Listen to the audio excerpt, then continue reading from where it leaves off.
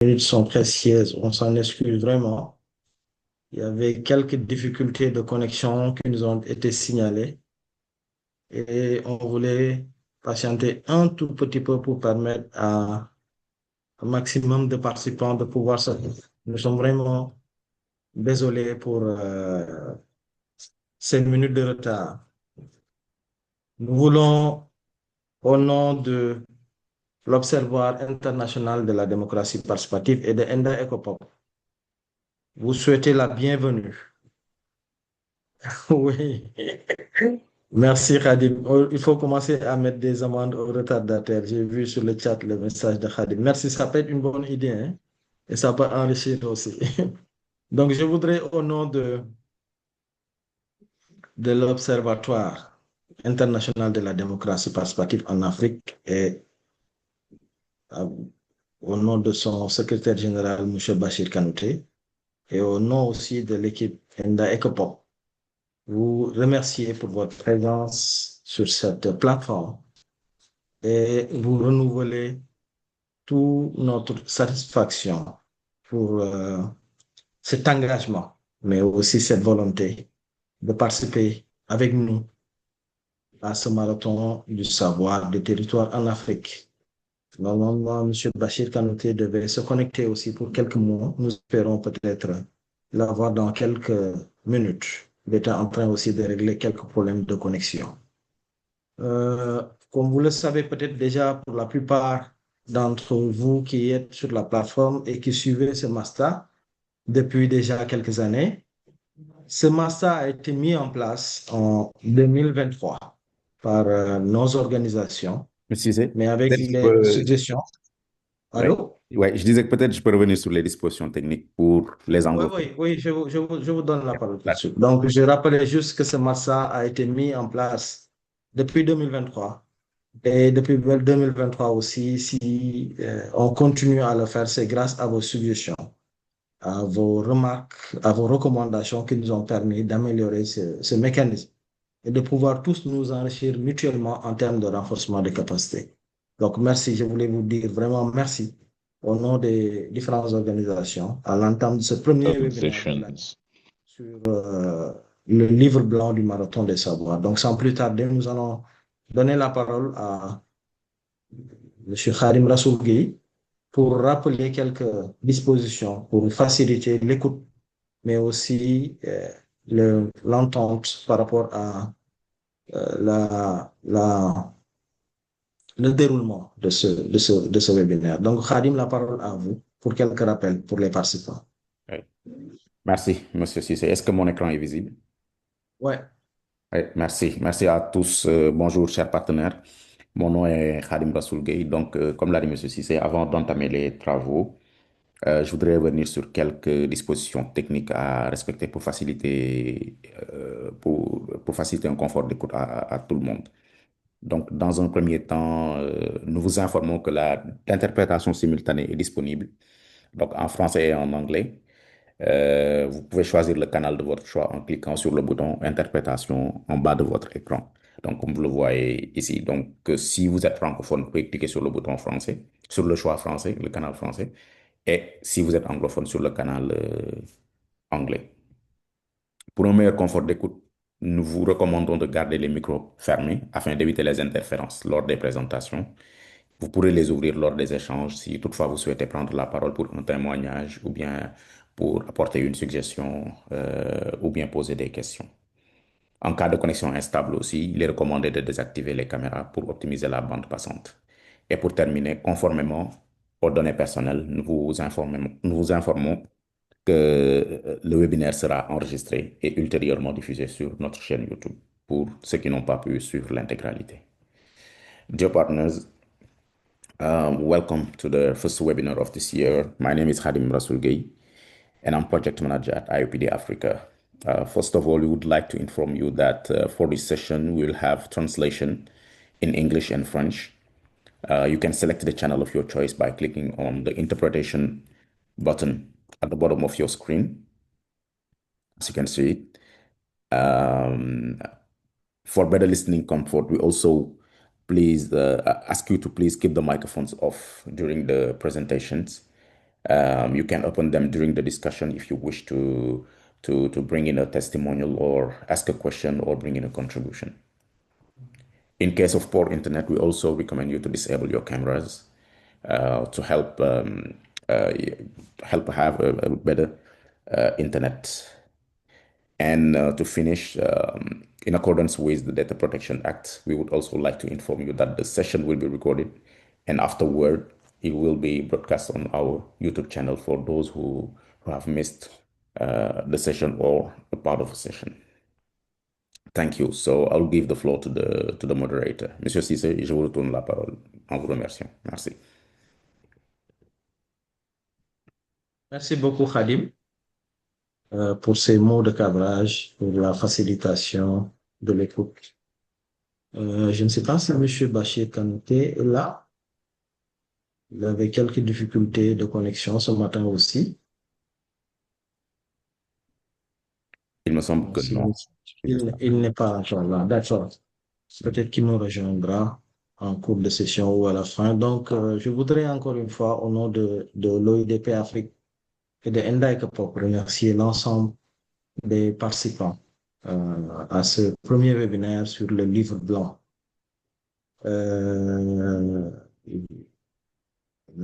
Je disais tout à l'heure que depuis 2023, les MASTA ont été mis en place et c'était pour accompagner le processus de renforcement des capacités, non seulement des élus, mais des acteurs territoriaux dans plusieurs domaines de la gouvernance locale, de la démocratie participative et du développement des territoires de façon durable.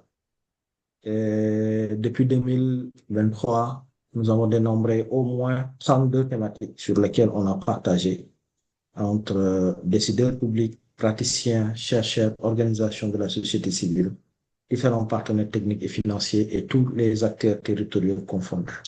Financial and technical partners. A vraiment échangé sur la gouvernance, sur le financement du développement, sur la planification, sur les changements climatiques, entre autres.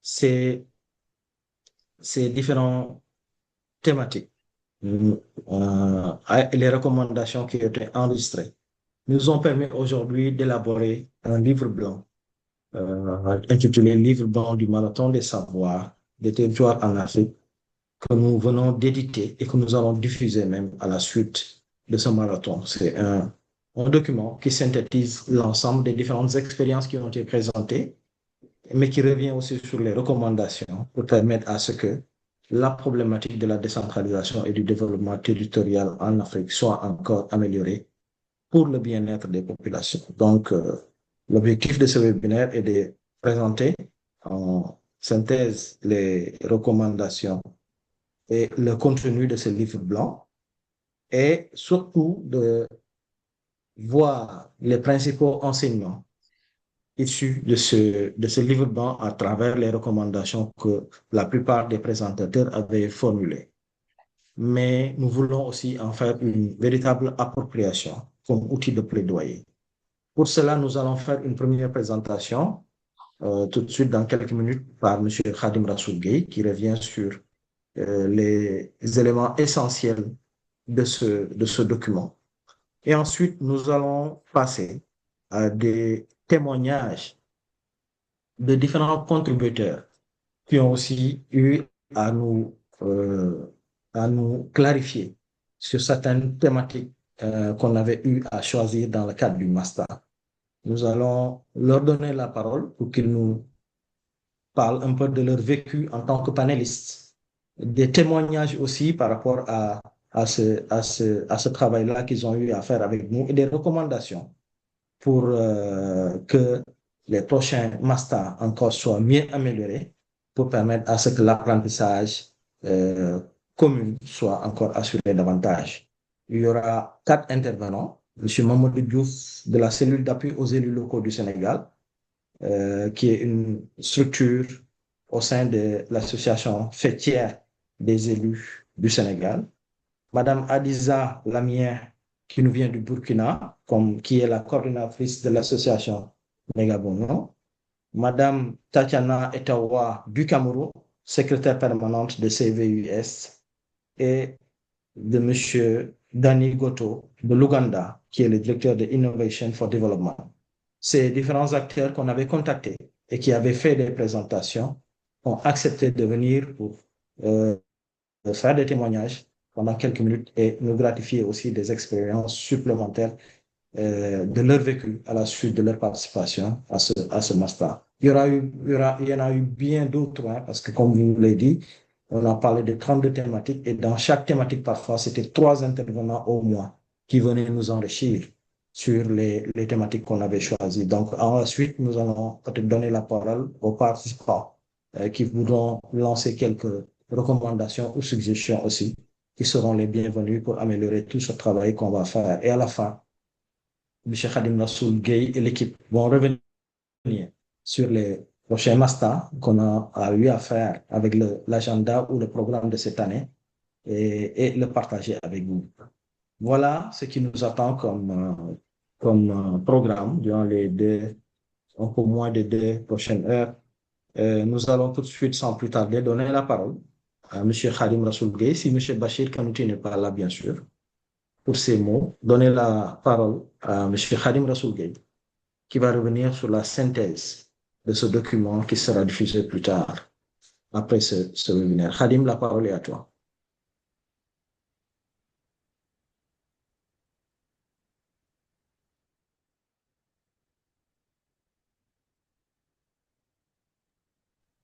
Merci, Monsieur Cissé. Donc, je vais partager mon écran. Est-ce que mon écran est visible? Oui, si vous pouvez le mettre en mode diapo, ce serait parfait pour Ouais. une bonne lisibilité. Parfait, merci à toi. Ok, merci. Merci à vous, Monsieur Cissé. Bonjour, chers partenaires. Donc, je m'en vais donc vous faire la présentation de la synthèse du livre blanc du Marathon des savoirs des territoires d'Afrique, donc qui revient un peu sur l'analyse des défis structurels du continent, quelques expériences qui ont été partagées, des expériences pays ou bien des expériences au niveau local qui ont été partagées par les panélistes, revenir aussi sur quelques bonnes pratiques qu'ils ont partagées et terminer par une synthèse des recommandations qu'on a compilées depuis le début de l'initiative, donc en 2022. Pour revenir un peu sur les éléments de contexte, comme M. Cissé l'a dit tout à l'heure, le MASTA a été lancé en 2022 par OIDP Afrique et Enda Ecopop. Et ça avait pour objectif central de développer les capacités des élus, mais aussi des acteurs locaux, c'est-à-dire les organisations de la société civile, les universitaires, les médias, etc., qui travaillent sur les questions de développement local et de décentralisation en Afrique. Donc, pour ce faire, on a organisé une série de webinaires thématiques comme espace d'apprentissage, de dialogue et de partage des bonnes pratiques. Et dans une logique de capitaliser tout ce qui a été discuté depuis le début, nous avons donc prévu de produire un livre blanc du MASTA en 2026 qui synthétise toutes les analyses qui ont été faites, les limites qui ont été identifiées et proposer une synthèse de recommandations sans être vraiment très exhaustif parce que toutes les recommandations formulées au cours de ces webinaires étaient très nombreuses. Donc, on a fait l'effort de faire une synthèse. Je vais peut-être commencer par rapidement les enjeux et les défis du développement territorial en Afrique, donc qui est un continent qui est actuellement confronté à une forte croissance démographique et soutenu par une urbanisation rapide, des enjeux structurels, institutionnels et systémiques qui convergent et qui appellent donc à des réponses intégrées et durables. Donc, vu la teneur et le nombre de sessions qu'on a tenues, nous les avons regroupées en 5 axes thématiques majeurs. Donc, une thématique sur la gouvernance et la démocratie participative, une thématique sur le financement local, une thématique sur la planification territoriale et l'urbanisation, une thématique sur les questions d'environnement, climat et développement durable, et une dernière thématique sur les technologies et innovation. Donc, pour ce qui est des défis qui sont en lien avec la gouvernance locale, on sait que depuis les indépendances, les pays africains ont adopté des réformes de décentralisation, mais cette gouvernance locale reste encore inaboutie parce qu'au moment où les collectivités reçoivent beaucoup de compétences transférées, ils n'ont pas les ressources financières concomitantes qui vont avec.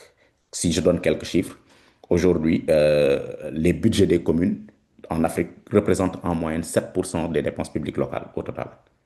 Mais paradoxalement, on se rend compte que jusqu'à que certaines communes ont jusqu'à 80% de leur budget qui dépendent de ces transferts-là. Donc, il y a une énorme dépendance des transferts de l'État central de la part des collectivités territoriales. Pour ce qui est de la démocratie participative, il y a plusieurs obstacles et défis qui persistent, notamment la volatilité des expériences. On a constaté, par exemple, que beaucoup d'expériences de budget participatif qui sont mis en œuvre dans le cadre de programmes disparaissent après la fin de ces programmes-là. Donc, il y a un problème de pérennité. Il y a aussi un problème de ressources publiques qui sont faibles. La participation encore, surtout celle des groupes marginaux, qui est encore à améliorer, mais aussi le manque de transparence et de redevabilité que l'on constate comme étant un défi de la démocratie participative. Pour ce qui est du financement du développement local également, les défis qui sont rencontrés, il y a le cadre normatif et institutionnel qui n'est pas très propice, comme on l'a évoqué tout à l'heure, avec un transfert de compétences sans les ressources financières, mais sans les ressources humaines aussi adéquates. Et on constate aussi une absence de mécanismes de péréquation équitable au niveau des collectivités territoriales. L'autre chose aussi, c'est que les collectivités ont des ressources assez limitées, avec des taux de recouvrement qui ne reflètent pas la vraie assiette fiscale de la commune, ou encore d'autres problèmes structurels comme les cadastres incomplets ou absents. Sur les questions des ressources aussi, on voit qu'il y a une diversification qui est insuffisante. Donc, on sous-exploite certains types de financement, comme les financements verts, comme le partenariat public-privé, qui est encore très négligé. Et on constate aussi un accès au crédit qui est encore très, très réduit, très marginal. Et pour les défis liés à l'urbanisation, on constate aussi qu'il y a une urbanisation galopante en Afrique, donc avec un taux d'urbanisation, disons une population urbaine qui risque de tripler d'ici à 2050, donc partant de 588 millions à 1,56 milliard, et qui représentera 60% de la population de l'Afrique. Et un constat aussi qui est fait, c'est que 60% de ces citadins-là vivent dans des établissements informels, donc dans des bidonvilles, en quelque sorte. La faiblesse de la planification territoriale, notamment avec une gouvernance morcelée. Par exemple, si on prend le cas de Bamako, il y a plus de 3 millions d'habitants, mais qui sont administrés uniquement par 12 juridictions locales. Et ça freine la fourniture des services. Le déficit de compétences, par exemple, on voit que le nombre d'urbanismes formés pour le nombre d'habitants est très petit. Au Libéria, on a 6 urbanismes pour 5 millions d'habitants. Au Ghana, 150 pour 27 millions, etc. Et on constate aussi qu'il y a un échec financier. Donc, 90% des projets d'infrastructure échouent entre la planification et la réalisation concrète. Autre chose, toujours sur la planification, il y a les inégalités territoriales aussi. On constate que une bonne partie des investissements est concentrée dans les métropoles et dans les grandes villes. Ce qui fait que dans les zones rurales, on a une pauvreté qui dépasse les 70%, un accès à l'électricité et à l'eau potable très limité, inférieur à 50%, et un assainissement aussi qui n'est pas à son meilleur.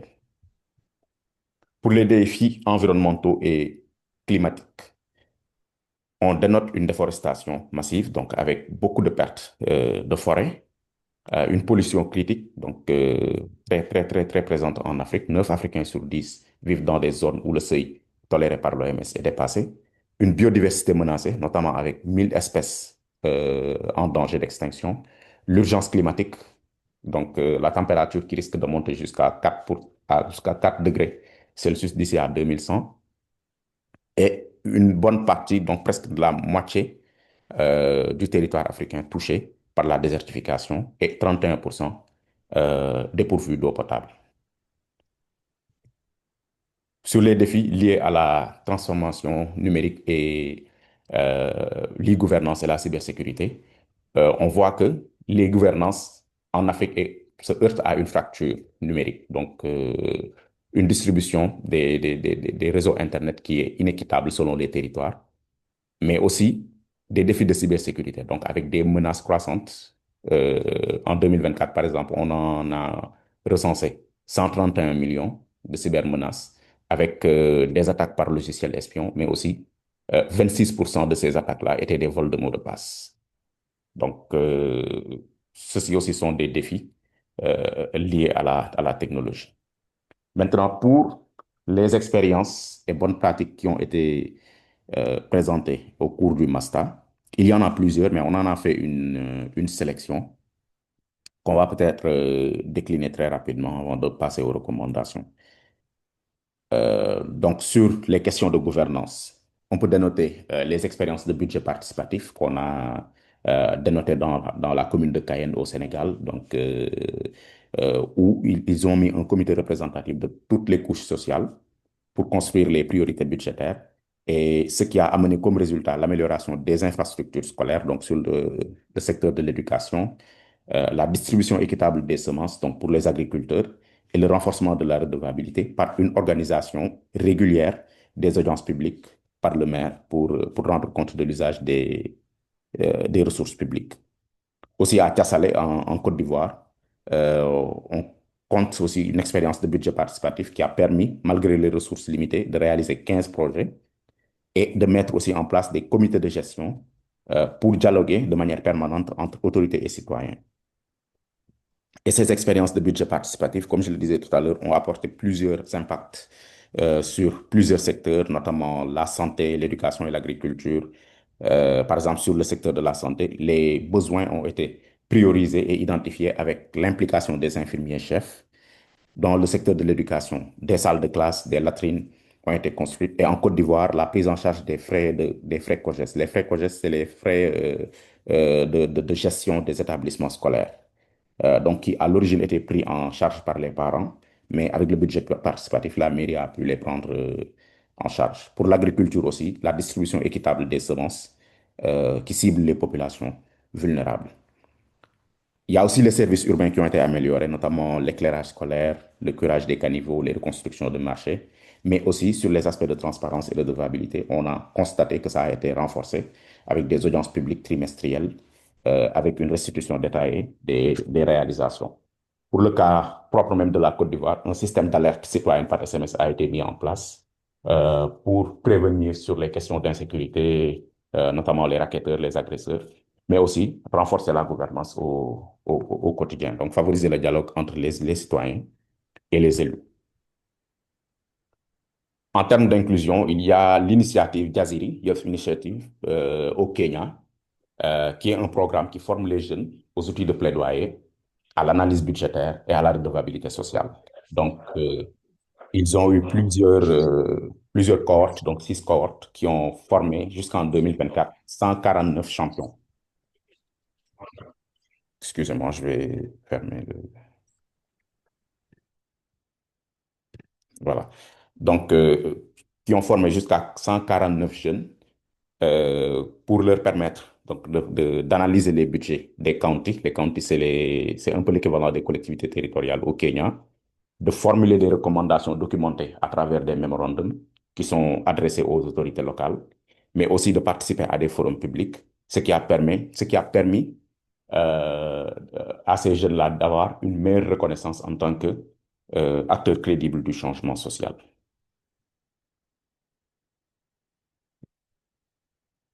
Sinon, en RDC aussi, il y a l'université citoyenne, donc, qui est une initiative qui permet de rassembler les jeunes et qui tourne autour de 3 piliers stratégiques. Donc, le dialogue expérientiel, qui permet de mettre en place des dialogues, des rencontres entre les aînés et les jeunes de moins de 35 ans pour la transmission de savoir, pour les conseils et pour les discussions. L'éducation permanente aussi, à travers des sessions hebdomadaires avec des intervenants qui viennent du domaine politique, des domaines économiques ou des médias. Et la mise en place d'actions collectives aussi. Donc, mettre en place un cadre inclusif pour les universitaires, journalistes et acteurs de la société civile.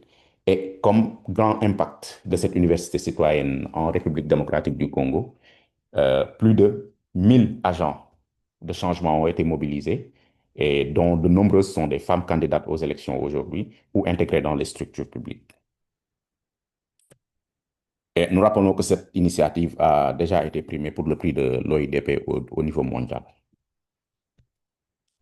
Au Sénégal, sur les questions de financement, au Sénégal, il y a l'initiative e-Tax, donc, qui a été développée par Enda Ecopop dans le cadre du programme USAID Gold et qui est un dispositif de recouvrement fiscal numérisé donc digital, et qui a été expérimenté dans 4 communes pilotes et qui regroupe comme acteurs les maires, les collectifs, les collecteurs, les contrôleurs, mais aussi les trésoriers dans une démarche collaborative.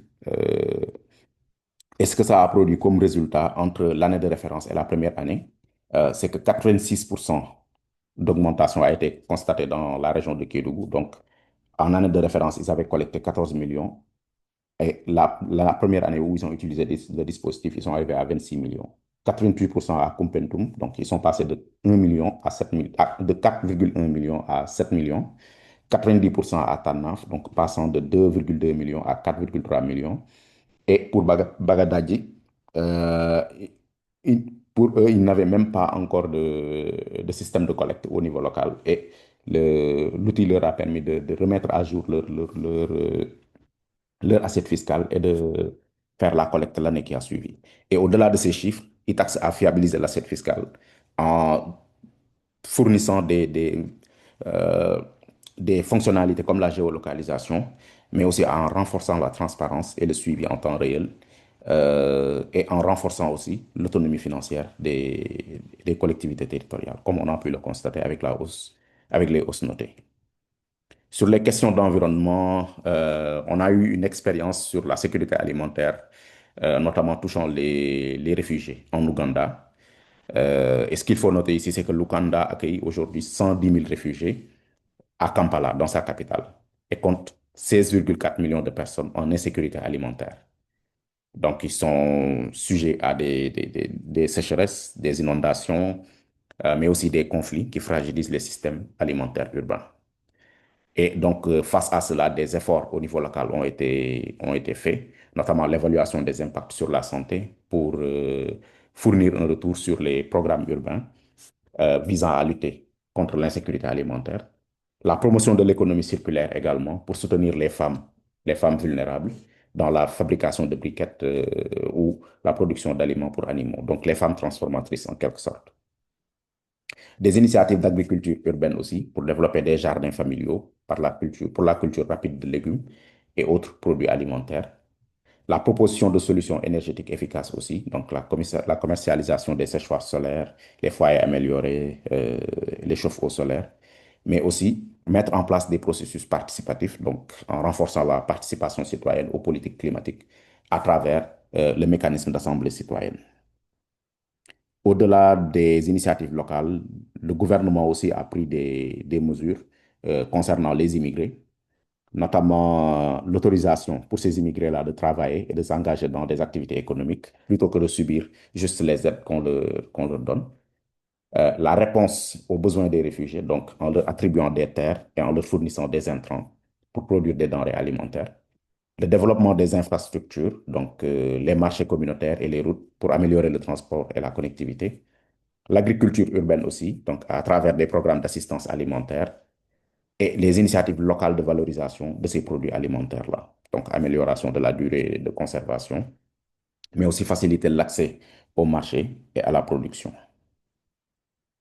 Sur les questions d'e-gouvernance, on a eu un exemple du Cameroun, notamment avec notre partenaire Afro Leadership, qui est revenu un peu sur les questions d'e-gouvernance mises en place au Cameroun, comme la plateforme IGUS, qui est orientée vers le commerce extérieur et qui a été créée par l'État et des associations de commerçants.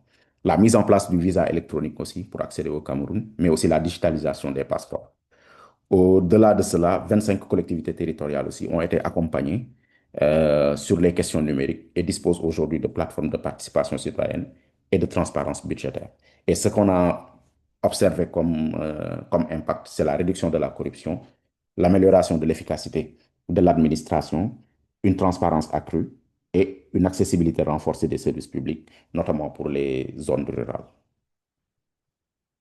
Et toujours pour le numérique, on a aussi tenu une session sur les questions de cybersécurité, qui n'était pas une session pour partager une expérience, mais plutôt pour partager des bonnes pratiques à avoir sur les questions de cybersécurité. Donc, qui consistait en quelque sorte à, dans un premier temps, reconnaître les types d'attaques, comme les phishing, donc les faux mails que l'on reçoit, qu'on reçoit, les SMS les appels téléphoniques venant de fraudeurs euh, qui n'ont que pour vocation de voler les identifiants. Le whaling aussi, qui est une forme de phishing, mais qui touche plus des organisations ou des personnes influentes. On a aussi le juice jacking, donc le vol de données dans les prises de chargement USB. Par exemple, si vous allez dans un restaurant, un aéroport, un espace public où vous voyez que vous pouvez charger votre téléphone directement à partir d'une prise USB, méfiez-vous-en parce que d'habitude, c'est des prises que les hackers utilisent souvent pour siphonner les données. Il y a aussi le password cracking, donc le vol de mots de passe qui est très utilisé pour soutirer les mots de passe en exploitant les failles de sécurité. Donc, comme bonne pratique, ce qui a été partagé, c'est d'adopter les bons réflexes. Donc, utiliser des mots de passe longs. Ici, vous voyez sur le schéma, en fonction des chiffres, des lettres et des symboles que vous utilisez, le temps que ça prendra pour craquer votre mot de passe. Donc, vous voyez que c'est des bonnes pratiques à adopter. Activer l'authentification multifacteur, c'est-à-dire qu'au moment même où vous mettez votre mot de passe, avant que la plateforme ne s'ouvre, que vous mettez un numéro de téléphone ou une adresse mail pour le confirmer. Utilisez aussi un gestionnaire de mots de passe sur vos navigateurs. Ça vous évitera de tout le temps avoir à les taper à nouveau lorsque vous entrez sur une plateforme. Mais aussi, mettre à jour toujours votre appareil, mais aussi vos antivirus. C'est des bonnes pratiques qui ont été recommandées pour prévenir la cybersécurité. Donc voilà en quelque sorte des expériences qu'on a relevées et des bonnes pratiques au cours de ces masters. Et ces expériences et bonnes pratiques nous poussent alors à aller vers des recommandations opérationnelles, toujours en respectant les 5 grands axes, donc à savoir la gouvernance locale, la planification, le développement durable, le climat, le numérique et le financement du développement local. Donc sur les questions liées à la gouvernance locale et à la démocratie participative, les recommandations qu'on a, c'est d'institutionnaliser les mécanismes de participation citoyenne, donc pour consolider la légitimité démocratique et garantir l'inclusion équitable. Le développement aussi des plateformes numériques digitaux pour, euh, pour permettre aux citoyens de proposer, de commenter, de voter sur les projets locaux, mais aussi d'échanger avec les élus. On a vu un cas comme ça à Boïcon où il y a un dispositif qui permet aux aux citoyens de poser directement des questions ou bien de dialoguer directement avec le maire, avec un délai de réponse de maximum 1 mois, par exemple. Les groupes vulnérables aussi, il est prévu de renforcer leur participation, notamment les jeunes, les femmes et les personnes handicapées, dans les instances décisionnelles, mais aussi il est recommandé de les former au leadership local et à l'entrepreneuriat. Favoriser aussi une collaboration multi-acteurs pour donner plus de légitimité aux décisions. Donc, ici, mettre en place des espaces multi-acteurs qui regroupent les collectivités, qui regroupent la société civile, les universités, les médias, pour donner plus de légitimité aux décisions et s'assurer que ça vient de plusieurs perspectives différentes. Pour le financement du développement local, il est recommandé de mettre en place des comités techniques au niveau des collectivités qui pourront appuyer la formulation de projets, mais aussi la recherche de financement auprès des bailleurs. La deuxième recommandation, c'est de former les cadres municipaux, notamment sur les questions de gestion de projet, le montage financier, comment aller vers les partenariats publics-privés, mais aussi comment accéder aux fonds verts. On sait que, par exemple, le cas du fonds vert climat, ils ont beaucoup de préalables à respecter avant de pouvoir accéder à leurs fonds. Donc, il serait bien de les former sur ces questions-là, sur comment mettre en place les préalables pour être éligible au fonds vert. Les références simplifiées aussi, les référentiels simplifiés pour les collectivités territoriales où il n'y a pas beaucoup de compétences humaines ou bien de compétences techniques. euh, il est recommandé de préparer pour eux des référentiels simplifiés, comme des canevas de projets déjà faits. Comme ça, ils vont juste, en fonction des réalités des collectivités, de leur collectivité, rédiger un projet en partant de ce canevas-là, des maquettes de budget pour, par exemple, les personnes qui ne sont pas à l'aise avec Excel. Si on leur prépare une maquette de budget juste en remplissant, ils peuvent se passer des formules et des calculs compliqués à faire pour les budgets. La digitalisation financière aussi, donc mettre en place les systèmes de gestion, les systèmes intégrés de gestion, mais aussi des outils digitaux pour recouvrer les taxes, mais aussi mettre des portails web pour l'administration On constate aujourd'hui que beaucoup de collectivités territoriales n'ont pas de site Internet. Et dans le cadre de la mise en place de certains partenariats, le premier réflexe du bailleur, par exemple, c'est d'aller voir sur le site Internet quelles sont les activités que vous faites. Et la dernière recommandation pour le financement du développement local, c'est l'intercommunalité, qui a pour avantage de permettre de mutualiser les ressources, mais aussi partager les compétences et porter des projets de grande envergure. Donc, c'est une sorte de, disons, de consortium entre les collectivités territoriales. Toujours sur la question du financement local aussi, mettre en place des portails publics, comme on a dit tout à l'heure, mais aussi mettre à jour régulièrement les assiettes fiscales, donc pour identifier les nouveaux contribuables, mais aussi les nouvelles activités économiques qui ont démarré. Parce que par exemple, si on est en 2023, si l'assiette fiscale a été mise à jour dernièrement en 2023 et qu'un commerçant ouvre son commerce en 2025, si on ne fait pas l'actualisation régulière de cette assiette fiscale, on risque de passer à côté d'une niche de taxes. Mais aussi mettre en place des fonds d'innovation, donc pour distinguer et récompenser les meilleures pratiques locales. Pour l'aménagement, donc ici, il s'agira de faire une planification proactive donc pour anticiper les risques climatiques et les usages urbains. Faire une gouvernance intégrée, donc faire en sorte que tous les acteurs locaux puissent participer aux décisions publiques. Garantir la sécurité foncière, donc les droits et la stabilité d'usage des terres. Digitaliser aussi les outils de planification territoriale, donc utiliser les données pour gérer cette résilience-là au niveau local. Faire une gouvernance décentralisée, c'est-à-dire donner davantage de pouvoir sur les questions urbaines aux collectivités territoriales, bien sûr avec les ressources. Favoriser une collaboration multiniveau, donc faire en sorte qu'il y ait des approches inclusives qui associent tous les acteurs territoriaux, mais aussi mettre en place une gouvernance foncière sécurisée qui permet de planifier les terrains pour toutes les fonctions urbaines, mais aussi garantir la sécurité des habitants sur les questions de cadastre pour qu'il n'y ait pas, par exemple, lors de la vente de terrain, des doublons, etc. Même toujours sur les questions d'aménagement, il est primordial aussi de reconnaître et d'intégrer dans l'aménagement les quartiers informels, parce que souvent, ils n'ont pas accès à certains services essentiels. Donc, il serait pertinent de les reconnaître et de les intégrer dans l'aménagement du territoire pour étendre l'accès universel aux services de base, mais aussi pour promouvoir les opportunités économiques. Pour les groupes vulnérables aussi, il est impératif de les impliquer, surtout les personnes handicapées, dans les processus de décision et la mise en œuvre des projets urbains. Aujourd'hui, on peut regarder un peu partout dans les bâtiments administratifs. On ne verra peut-être pas de rampe pour les personnes à mobilité réduite. Les parkings aussi.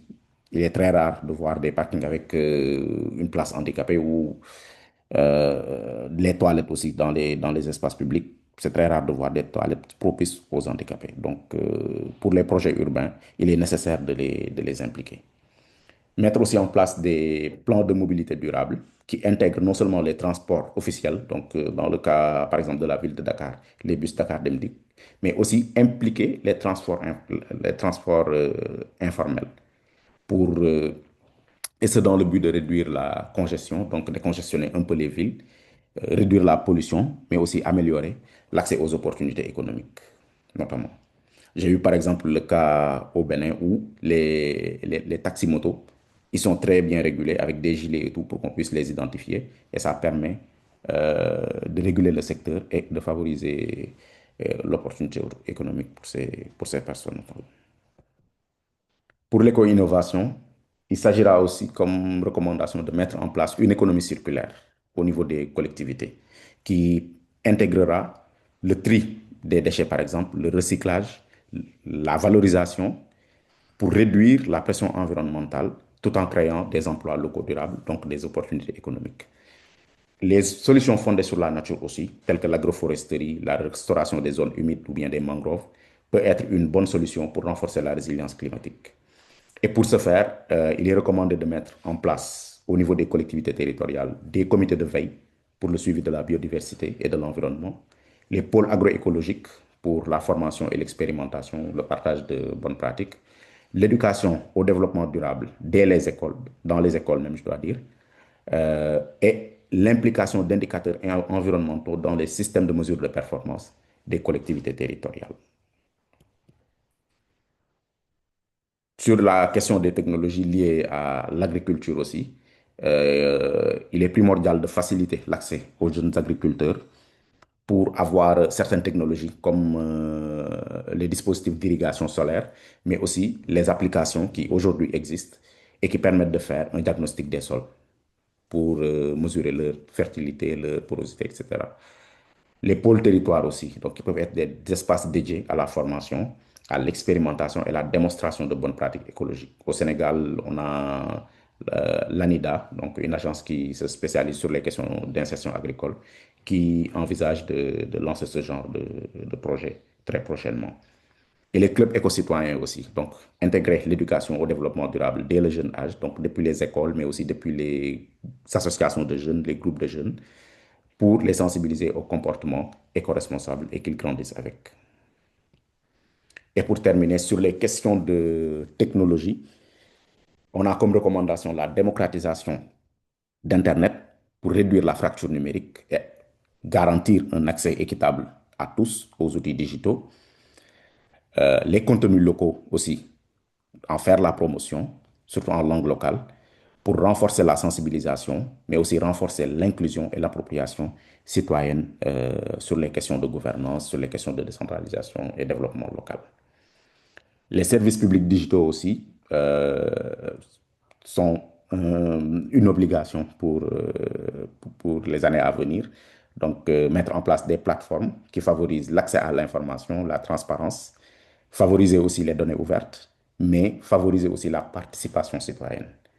Aujourd'hui, dans certains pays, le vote, par exemple, des projets dans le cadre du budget participatif peut se faire sans organiser une session. Les gens restent chez eux et votent à partir de plateformes. Donc, c'est tout à fait possible de le faire aussi en Afrique. Favoriser aussi le paiement numérique pour les services municipaux. Donc, notamment payer les taxes locales, l'achat de timbres ou bien l'état civil. Tout ça peut être réglé aujourd'hui grâce au mobile banking, donc à la banque mobile qui existe aujourd'hui et qui est répandue dans plusieurs pays. Renforcer la protection des données aussi, par des politiques robustes, mais aussi par la sensibilisation à l'hygiène numérique. À l'hygiène numérique. Par hygiène numérique, j'entends par exemple d'être très précautionneux sur les liens sur lesquels on clique. Par exemple, on reçoit un mail frauduleux qui nous incite à cliquer sur le lien. Ne pas cliquer directement dessus de manière aveuglée sans être sûr que ça provient d'une source fiable. Et enfin, développer les compétences numériques au niveau des collectivités, mais pour les acteurs locaux en général, à travers des formations continues, mais aussi à travers la sensibilisation sur l'utilisation des outils. Donc, Monsieur Cissé, globalement, c'est ça notre présentation et le contenu de notre livre blanc. Je ne saurais terminer sans remercier nos brillants contributeurs qui, depuis 2022, ont participé, ont contribué, ont donné de leurs idées pour rendre ce master possible et pour arriver à ces conclusions-là. Donc, ces contributeurs nous viennent de plusieurs pays, notamment le Bénin, le Botswana, le Burkina, le Cameroun. On a la Côte d'Ivoire, la France, la Gambie, le Kenya, Madagascar, le Maroc, le Niger, l'Ouganda, la République démocratique du Congo. On a aussi le Sénégal, on a le Togo, on a plusieurs autres pays. Donc, merci à nos brillants contributeurs et merci de votre aimable attention. Monsieur Cissé, donc je vous retourne la parole. Merci à tous. Merci. Merci beaucoup, Khadim Rassoul Gueye, pour cette belle présentation qui est revenue sur tout le travail qui a été réalisé dans le cadre des expériences du MATSA qui ont démarré en fin 2022, développées en 2023, 2024 et 2025. Et la présentation est revenue sur le rappel des différents éléments de contexte du pourquoi de la mise en place, surtout du MASTA, mais du rappel des enjeux et défis du développement territorial et les 5 axes thématiques globaux sur lequel on portait le master, notamment la gouvernance et la démocratie, le financement du développement local, l'urbanisation, la planification territoriale, l'environnement et le climat et les aspects liés à la technologie et aux cybersécurité. Il est ensuite revenu sur les expériences et bonnes pratiques qui ont été développées et partagées dans le cadre de ce master, qui ont touché aussi plusieurs outils de démocratie participative, comme le budget participatif, comme le Jazz Reuse Initiative, l'Université citoyen, qui nous vient de RCD, e-tax, qui est un outil sur la collecte des finances locales, la problématique liée à la sécurité alimentaire et urbaine, la transformation du digital, les bonnes pratiques, etc. Et plusieurs recommandations liées à ces thématiques que les différents intervenants, mais aussi les participants sur la plateforme ont eu à faire durant les dernières années de master. Donc, tout cela pour vous dire que ces différents éléments d'information sont aujourd'hui documentés et bien valorisés dans un livre qu'on appelle, dans un document qu'on appelle livre blanc, qui sera diffusé à la suite de ce master, qui est en train d'être en voie de finalisation. Et à la suite, nous allons le partager en large public pour permettre à ce que les gens puissent s'en inspirer et assurer le développement de nos collectivités, de nos territoires, de nos villes en Afrique de façon globale. Maintenant, sans plus tarder, à la suite de la présentation de Khadim, on avait prévu quand même de donner la parole à nos vaillants contributeurs en termes de témoignages aussi, pour nous parler un tout petit peu de leur vécu en tant que panélistes, mais aussi formuler quelques recommandations pour des prochains masters, parce que c'est un outil qui est très dynamique, on construit en marchant, et nous avons besoin de l'avis de tout un chacun pour nous permettre ensemble d'améliorer ce dispositif d'apprentissage commun pour nous permettre de renforcer nos connaissances et nos capacités ici en Afrique. Donc, sans plus tarder, je donne la parole au directeur de la cellule d'appui aux élus locaux, M. Mamadou Diouf. Mamadou, est-ce que vous êtes là? Oui, directeur, je suis là.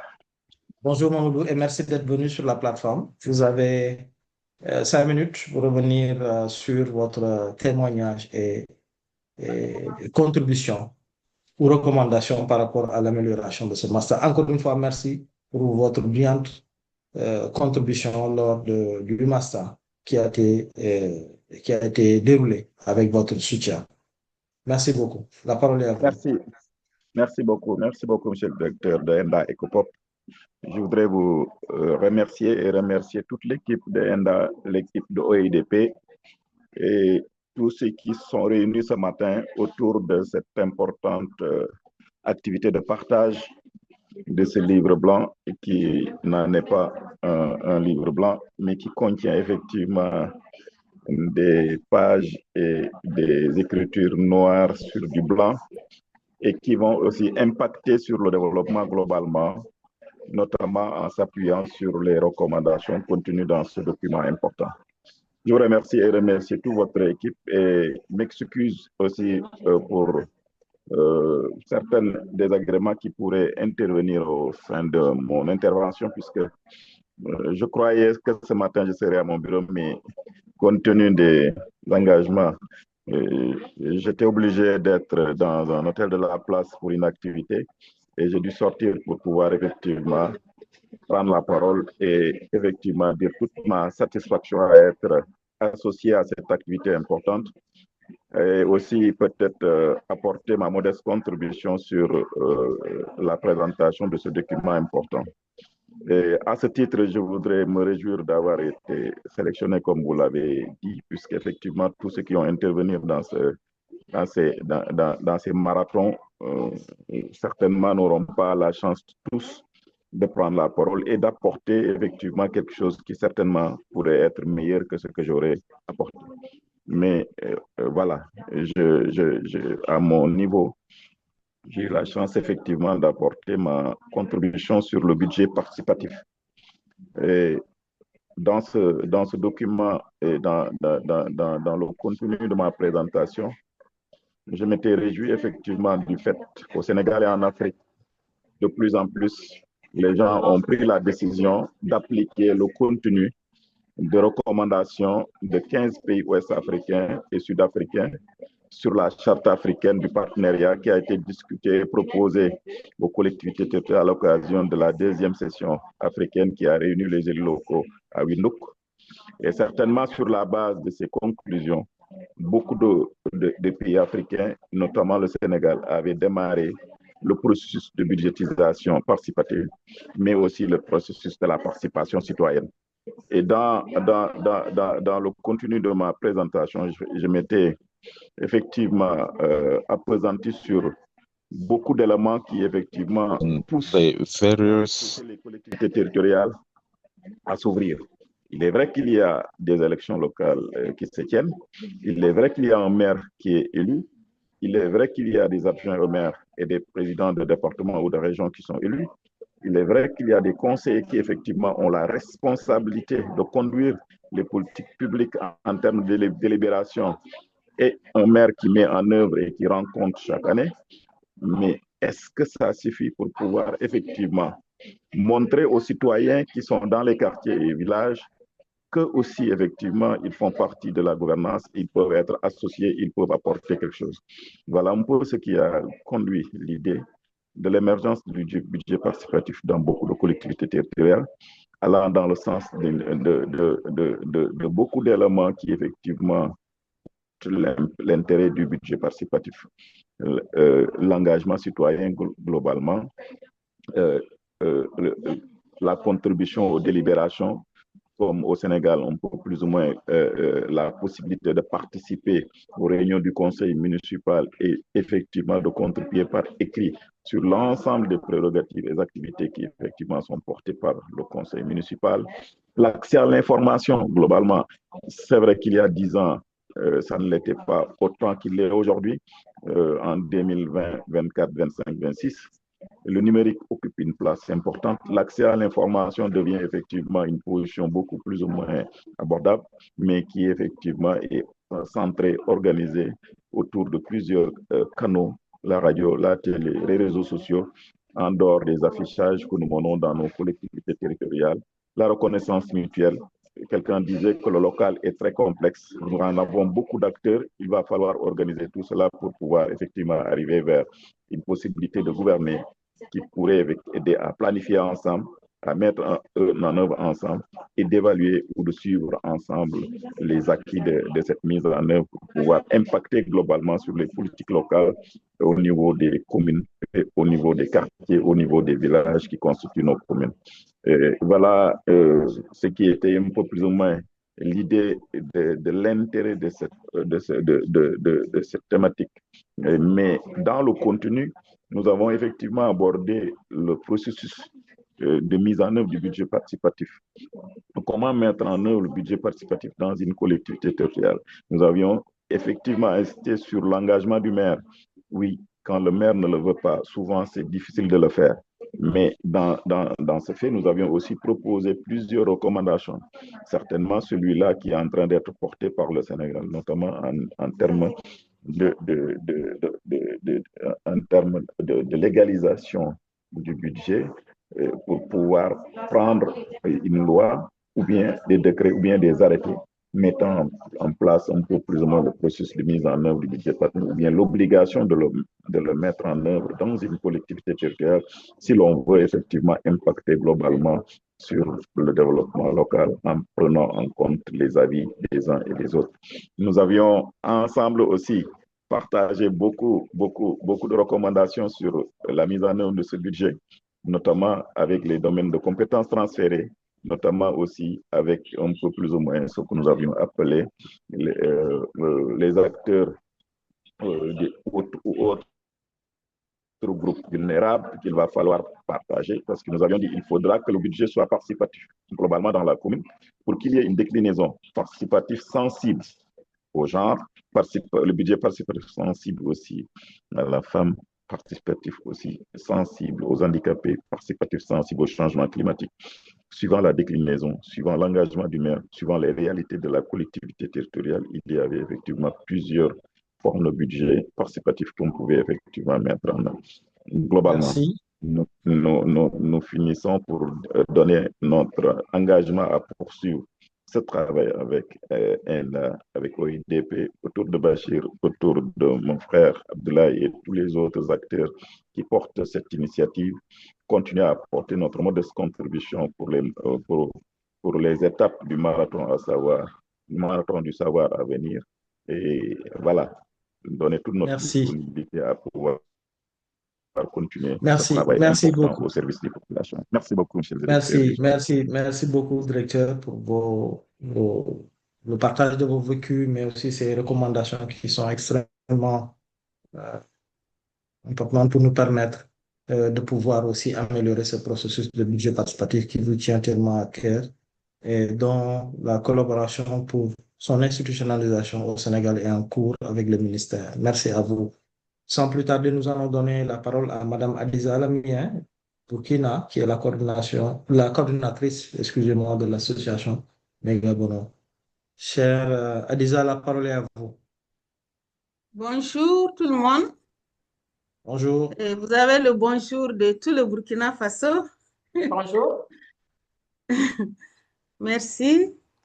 Je commencerai aussi, comme mon prédécesseur, à remercier toute l'équipe de l'OIDP pour m'avoir d'abord associé à cette activité en tant que panéliste et ensuite pour avoir choisi ma modeste personne parmi les panélistes qui voudraient bien partager leurs expériences. Ceci dit, avant le regard rétrospectif, je fais un bref rappel sur la communication qui concernait la participation et l'inclusion des femmes. Et il y a eu beaucoup d'éléments, mais c'était surtout les bonnes pratiques qu'on a partagées. Il y avait aussi l'analyse des opportunités actuelles, que ce soit au Burkina Faso ou ailleurs. J'insiste sur les opportunités parce que les acteurs de l'inclusion sont souvent dans une dynamique de se plaindre, de ne pas être proactifs, alors que les opportunités existent. Il suffit de les saisir, de se mettre à la recherche de l'information et aussi d'être réactif aussi lorsqu'il y a des questions essentielles. Après avoir abordé les défis, les barrières, les opportunités, j'ai terminé par des recommandations à tout le monde, ça veut dire au gouvernement. Après avoir partagé les bonnes pratiques au Burkina, je ne reviens pas sur les détails puisque la communication est disponible. Les recommandations au gouvernement qui étaient d'appliquer les constitutions, la mise en œuvre du principe des ODD, respecter les conditions de participation effective à la gestion des populations aux affaires publiques, faire des cadres d'échange, faire des espaces de rivabilité. Je profite pour faire un peu le point. Je pense que beaucoup de choses ont été vraiment mises en pratique au Burkina de manière plus accentuée. Certainement pas à cause de ma communication, mais à cause de la vision du pays. Chez nous, la redevabilité est régulière maintenant pour les ministres, en dehors des contrats d'objectifs, de la notation. Les ministres passent par trimestre pour expliquer ce qu'ils ont fait. Et donc, ça, c'est quelque chose qui ne se faisait pas avant.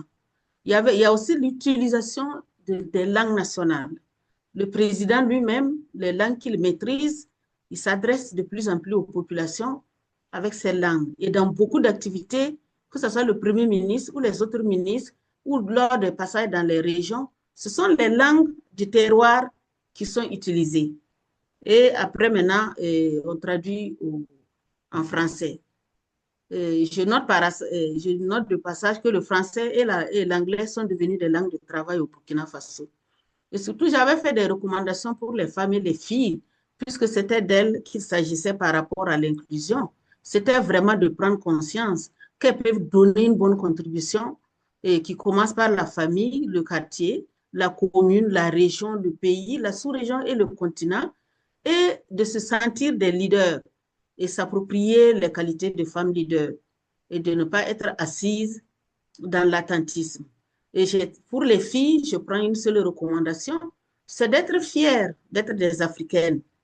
Être fière d'être une Africaine d'abord, je prends l'exemple, c'est être fière d'être burkinabé ou sénégalaise, d'être fière du nom de famille qu'on porte, d'être fière de ses ancêtres, essayer de découvrir sa culture et être fière d'être spécifique.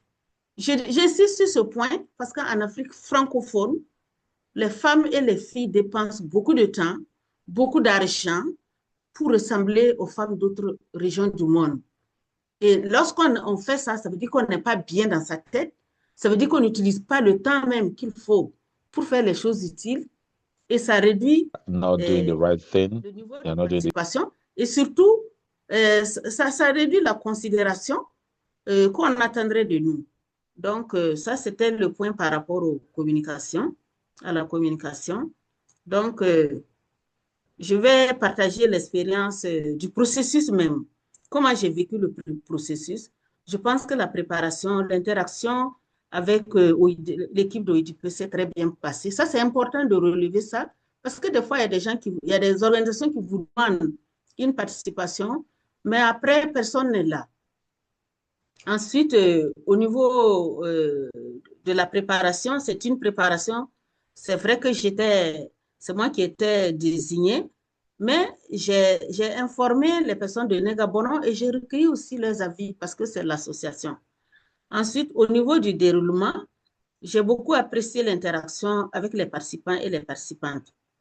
Maintenant, pour l'après-webinaire, j'ai été émue parce que j'ai reçu beaucoup de messages de félicitations qui retraçaient la richesse, la profondeur de la communication et la méthode professionnelle et convaincante qui donnait d'un engagement vrai pour la participation et l'inclusion. Les contacts même ont été toujours maintenus avec certains participants et participantes et sur des échanges sur des questions majeures du continent. Lorsqu'il y avait des actualités, il y en a qui m'envoyaient des emails et on échangeait, on donnait notre point de vue. En ce qui concerne l'OIDP, par rapport aux relations post-webinaires, ça a continué avec les autres activités. Mais par rapport à ma participation, j'ai été émue qu'on m'ait délivré un diplôme d'honneur. Et donc, vraiment, j'exprime toute ma gratitude à l'OIDP parce que je ne savais pas que le peu que j'avais fait vraiment méritait cela. Et la relation aussi s'est poursuivie de manière concrète parce que j'étais à Dakar pour un séjour privé et j'ai tenu à rendre visite à l'équipe de l'OIDP et j'ai été bien accueillie. En ce qui concerne l'association, parce qu'on dit si on prêche, on doit appliquer. Même si on appliquait avant, la communication a toujours été une sorte de référence malgré, parce que j'ai dit, si je suis venue faire cette communication, au quotidien, nous-mêmes, en tant que société civile, nous devons appliquer. Et donc, c'est ainsi que l'accent a été plus mis sur les organisations et personnes vivant avec un handicap. Le plaidoyer et les sensibilisations accrues en leur faveur lors de tout événement. Et je crois que beaucoup de gens me connaissent pour ça. Nous avons même pour 2026 un projet spécifique de renforcement des capacités des leaders et membres des organisations de personnes vivant avec handicap, les organisations de personnes de petite taille, les albinos. Et un projet aussi, pour ce projet spécifique, oui, je pense qu'on va profiter de la plateforme de l'OIDP pour chercher les partenaires potentiels. En plus, nous avons élaboré un projet pour les enfants où nous allons former des formateurs, des leaders enfants et adolescents en suivi et évaluation pour les outiller, pour qu'ils entraînent les autres enfants. Chaque fois qu'ils auront bénéficié d'une activité par tout autre partenaire, qu'ils s'exercent à évaluer et à faire entendre leur retour. Nous avons un Merci. projet. Madame Adiza, Je vais juste vous pouvez terminer. conclure, oui, parce Voilà, je vais il juste faut donner la conclure parole après aux en participants disant sur la plateforme. qu'au niveau du Burkina, malgré que nous sommes dans une période d'exception, la participation s'est accrue à travers plusieurs mécanismes qu'on peut retrouver sur les sites web. Et en termes de recommandations à l'OIDP, c'est juste vraiment poursuivre cet esprit de rassemblement de familles et de facilitation de la mise en commun de nos intelligences. Et je prends aussi l'engagement à m'impliquer davantage avec le même enthousiasme aux activités de l'OIDP. Je vous remercie. Et je remercie tous les participants et participantes. Merci beaucoup à vous, Madame Adiza Lamien du Burkina, coordonnatrice de l'association Megadon, pour le partage de vos vécus, mais aussi les recommandations C'est formulées. présidente au lieu de coordonnatrice. Parce que Présidente. coordonnatrice, c'est un emploi rémunéré. C'est présidente fondatrice. Parfait, nous allons rectifier. Merci à vous pour vos témoignages. Nous allons à présent donner la parole à Madame Tatiana Etoa, qui est la secrétaire permanente de CVICS et en même temps qui est membre du comité scientifique du prix d'excellence du leadership local. Madame Tatiana, merci pour vos participations renouvelées à ce webinaire, mais à toutes les activités de l'OIDP et de ENDA. La parole est à vous. Maintenant, c'est Madame Fidepa. Madame Fidepa. Sadim Takin en disant que vous êtes maintenant Madame Fidepa. Merci à vous pour 5 minutes. Effectivement. D'accord. Merci, Monsieur Abdoulaye Cissé, pour la parole donnée. Tout comme mes prédécesseurs, je vais vous adresser les cordiales salutations du Cameroun. Je suis Madame Tatiana Etoa, secrétaire permanente régionale à la fêtière des communes camerounaises. Comme on l'a dit, je vais apporter mon témoignage en tant que panéliste et participante dans le cadre des éditions antérieures du master où j'avais eu à intervenir dans la thématique sur la gestion locale participative, notamment le rôle de la société civile, des partenaires techniques et financiers et autres parties prenantes dans la formulation du plan de développement communal. Tout d'abord, j'aimerais dire que je me réjouis d'avoir été choisie ce jour pour apporter ma contribution dans le cadre de ce livre blanc et ce qui d'ailleurs m'amène je veux dire, à témoigner ma profonde gratitude à l'équipe OIDP Afrique et ENDA qui, à partir de ce programme master, permettent aux collectivités et acteurs de la décentralisation que nous sommes de renforcer nos capacités, partager les expériences et bonnes pratiques entre pairs pour la promotion du développement local et également le développement des territoires en Afrique. En termes d'expérience et d'enseignement, je puis dire que ce programme s'est présenté comme une opportunité m'ayant conduit dans les chantiers de la démocratie participative et du développement local. En d'autres termes, l'OIDP, à travers son vaste réseau de partenaires et membres, a permis d'échanger, de mutualiser les bonnes pratiques sur le continent africain et à l'international. Donc, dans cette ferme volonté, je peux me dire que dans cette ferme volonté de contribuer au développement, nous avons des partenariats qui ont été noués pour faire face aux défis de l'Afrique au regard du rôle prépondérant de nos institutions pour la transformation des villes et territoires d'Afrique. Nous avons également le développement durable des communautés à la base et un changement effectif des conditions de vie des populations, ce qui revient à dire que nous avons capitalisé des expériences et les avons partagées avec le reste du monde. Nous avons rendu visibles des expériences de la démocratie participative. Nous avons accompagné, appuyé et renforcé les communes et villes dans la mise en œuvre du processus de démocratie participative. Des initiatives et des projets ont été développés également conjointement sur des activités d'intérêt commun, tout comme l'a souligné Kadim tout à l'heure.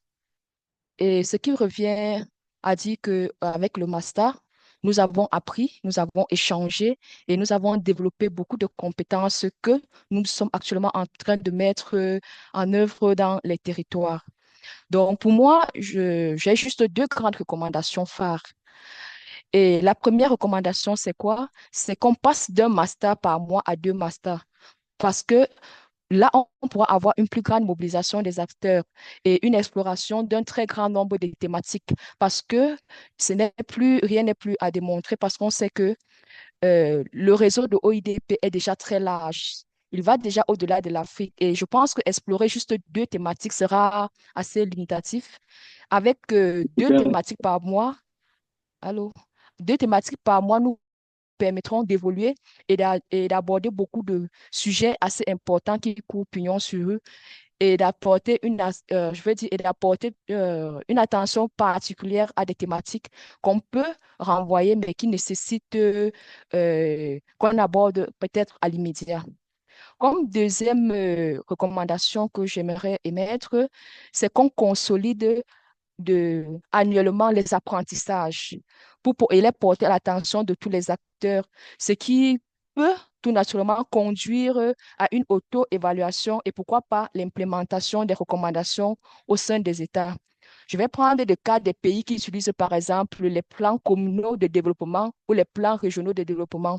Ceci va permettre à ces derniers de pouvoir inscrire ces différentes activités ou de s'inspirer de ces recommandations pour pouvoir élaborer leurs documents de planification territoriale. Donc, à mon niveau, c'est ce que je peux dire concernant les masters et tout ce qu'on a pu avoir comme acquis et vraiment je veux dire acquis et comme partage d'expérience sur le terrain avec toutes les autres collectivités. Je vous remercie. Merci à toi,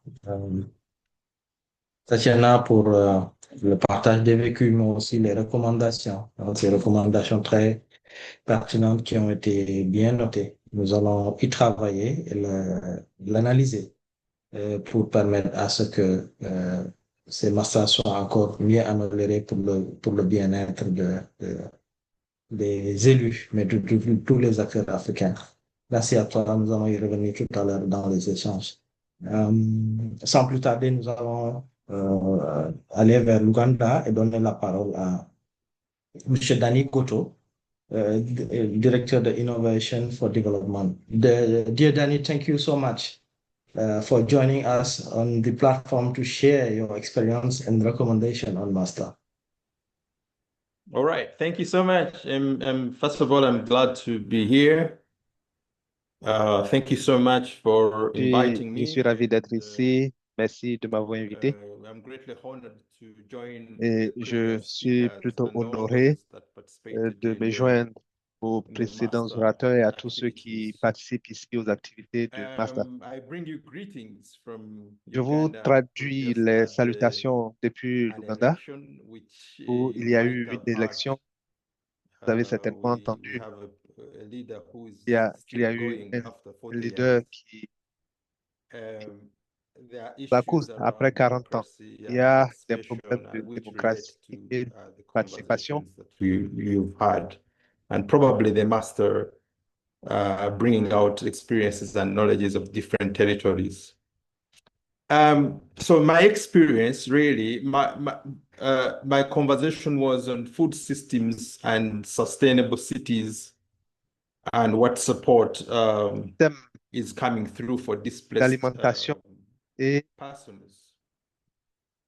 And I shared our experience J'ai partagé notre expérience en tant que pays qui est entouré of refugees from the different neighboring states, DRC, Rwanda, Burundi, Somalia, South Sudan, and now Sudan, and the growing number of refugees in the country. And I told you then that the total population of refugees was around 1,200,000, which of course recently has increased to about 1,300,000. So you can see there is a growing problem of refugees, and most of them come and settle in urban areas, which includes Kampala.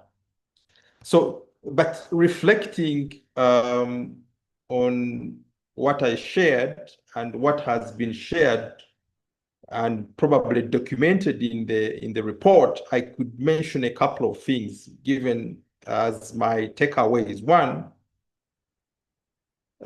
is that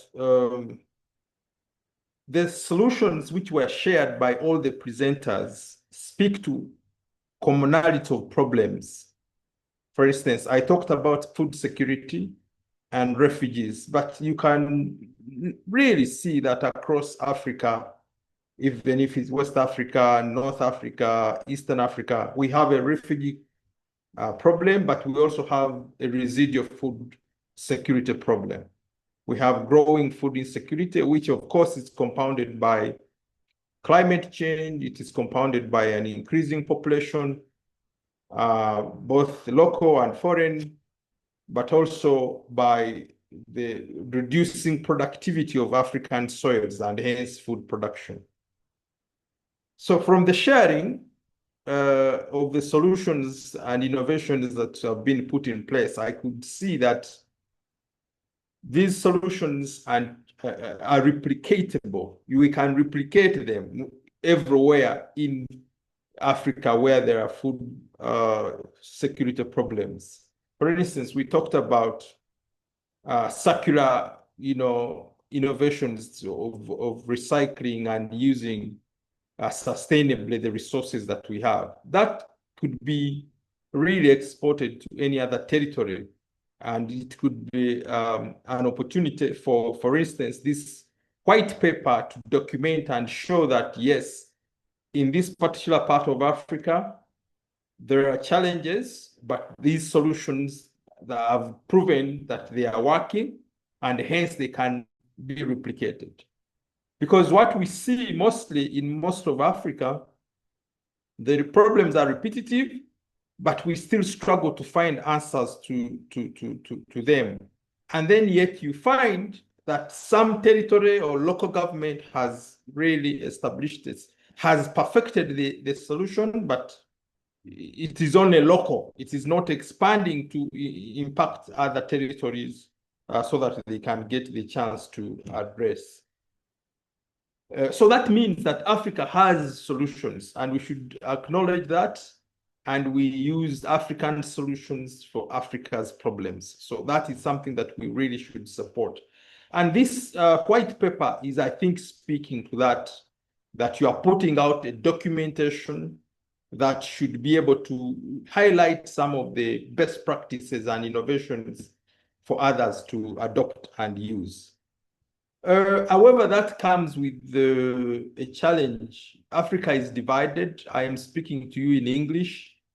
Probably the closest language I can communicate with the rest of Africa is Swahili. My French is very little. I cannot able to communicate. So you can see there is a divide within Africans that we hardly communicate between one another. I know there are platforms and websites, but information is not quickly transferable. So I think we need to do some work around probably translating information in the different territorial languages, English, French, or for the Francophone and Anglophone, but also the Portuguese and other Arab languages. So that is a challenge. Then I also want to speak to the issue which also came out within the conversations that I've had around financing, like in Uganda, as I speak, the refugees, the funding for refugee programs has gone. So we are struggling to see that we find resources. But financing for innovations is a critical problem, which is touching all aspects of the innovations that were shared. So how can we build local solutions which are fundable by local resources? And how can Africa raise resources to fund or scale some of the solutions, but also to take care of our problems? So it came out from the report also that it is a cut-across issue, which speaks to the challenge. The other aspect I have also to emphasize is collaboration between us as actors. It came out across, even in my presentation, that we see that we need to work together. And this opportunity of the white paper is very strong, but it must articulate how can we collaborate. I know this African network of participatory democracy is very good. It's a very good platform for us to find ways of how we can, for instance, collaborate on accountability, collaborate on resource mobilization, collaborate on knowledge generation and dissemination, but also on practically implementing that knowledge that we have come through. Some other speakers have talked about inclusion, for instance, inclusion of women, inclusion of displaced persons, inclusion of marginalized communities. Yeah, that is something that we need to see. This white paper, to what extent is it disseminated to get into spaces where it is needed most? For instance, in local territories, local governments, and them, because they're at the front line of where these challenges are, but they get access to this information and they use the knowledge in there, the solutions in there to be able to put them in their day-to-day programs and policies. So I only have 5 minutes. I don't want to talk too much, but I really want to end on this. First of all, this is a commendable effort. We really need to support it. We need to bring everyone. I know it is early times. I'm looking forward for this white paper with the translations of English, hopefully not in French only. And then I hope to disseminate it to, first of all, our East African, colleagues, but also within the local authorities to see how other societies are solving the problems we equally have in East Africa. So I look forward to the white paper and see what actions we can develop from that going forward as a network of local actors engaged in participatory democracy. I want to thank you so much for inviting me, and I look forward for the next actions. Merci beaucoup. Thank you so much. Thank you so much. Merci beaucoup à toi. Plutôt, c'est à nous de vous remercier. Thank you very much. It belongs to us to thank you. Thank you for your very strong. De venir ici encore pour partager avec nous. Déjà, on a pris une bonne moisson de recommandations issues de nos intervenants qui viennent enrichir davantage le travail fait au niveau du master. On va y revenir tout à l'heure lors des synthèses pour les rappeler. Maintenant, sans plus tarder, nous allons ouvrir les échanges et donner aussi la parole à ce public ici présent. Je demanderai juste de lever la main au niveau de l'icône React ou Raise Hand, ce qui permettra peut-être à moi de voir les mains qui sont levées et de pouvoir distribuer la parole à quelques 5 participants si c'est possible. On a encore quelques minutes.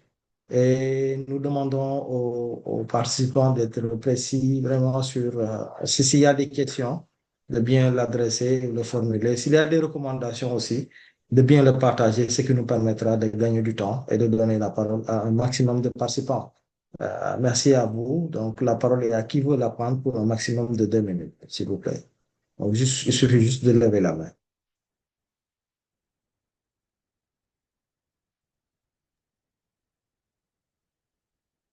Il y a un bouton réagir en bas de votre écran, à côté du chat. Vous pouvez cliquer dessus et cliquer sur lever la main.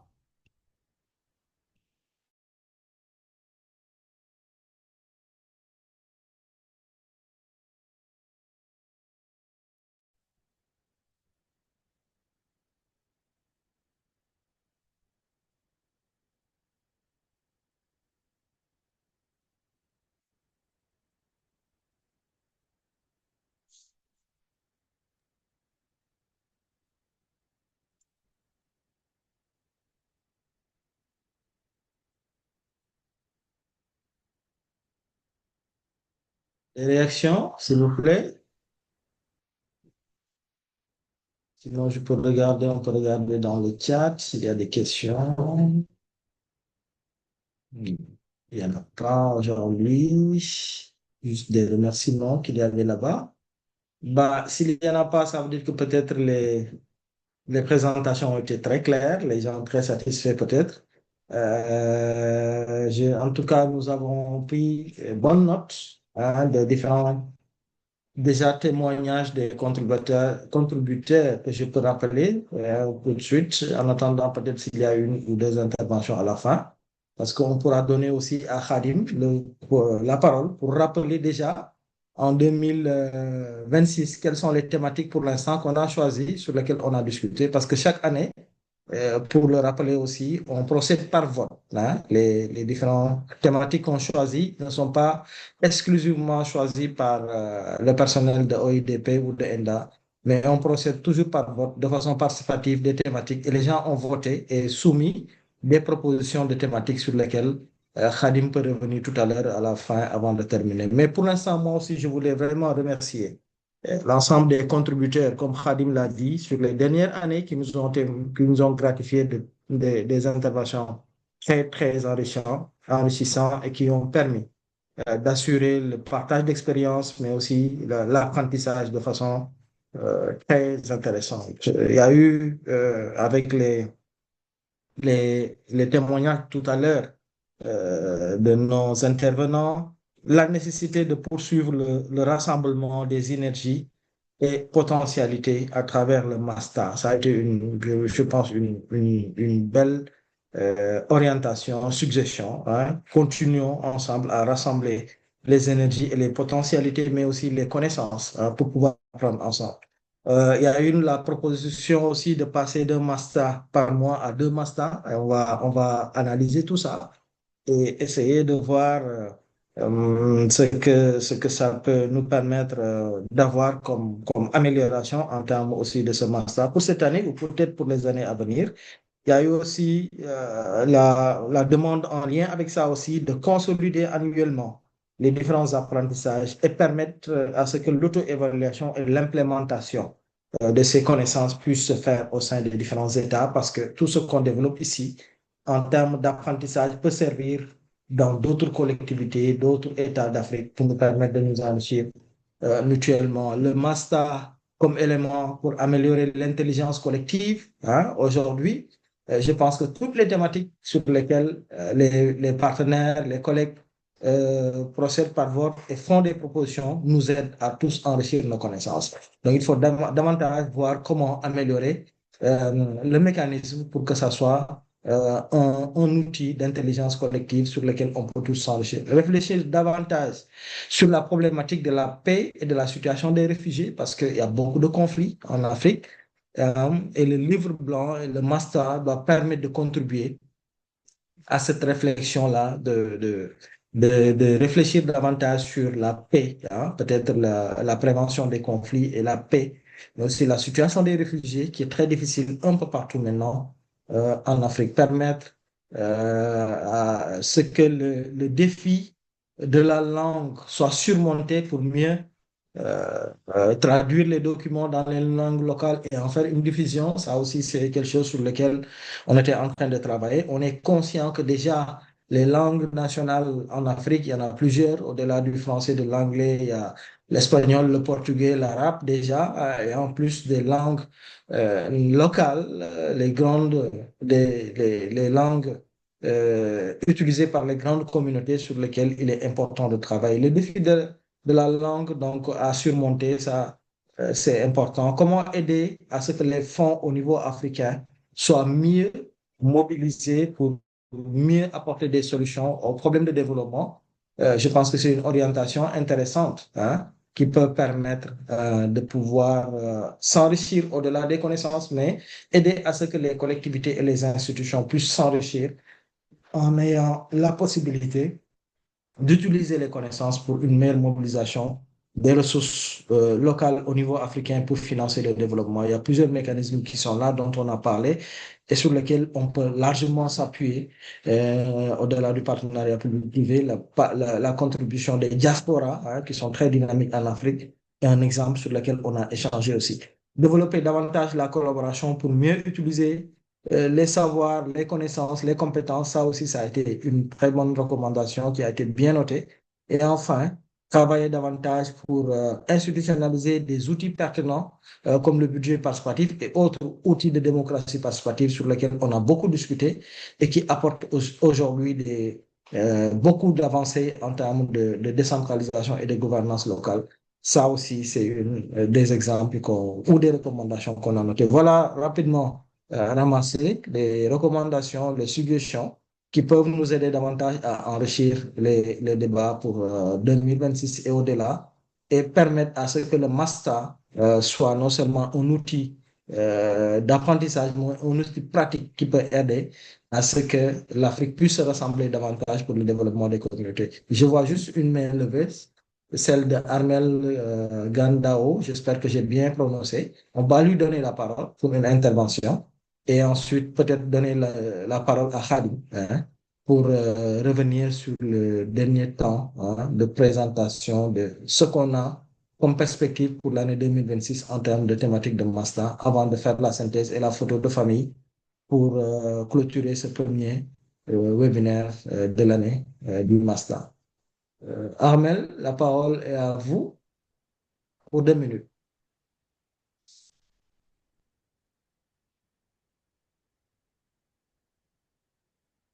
Allô, on ne vous entend pas. Le son.